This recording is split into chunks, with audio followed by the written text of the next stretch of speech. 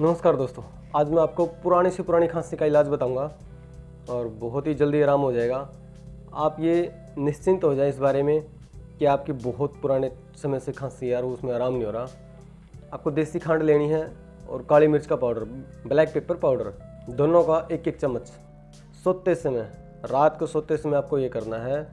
1 चम्मच काली मिर्च का पाउडर, 1 चम्मच देसी खांड, ये मिला के आपको खा लेनी है और चबा चबा के खानी है। उसके बाद ऊपर से आपको न पानी पीना न दूध पीना, सिर्फ सो जाना है। 2 से 3 दिन के अंदर कितनी भी पुरानी से पुरानी खांसी हो बिल्कुल ठीक हो जाएगी। दोस्तों, जानकारी अच्छी लगी तो वीडियो लाइक करें, शेयर करें, चैनल पर नया है तो सब्सक्राइब करें।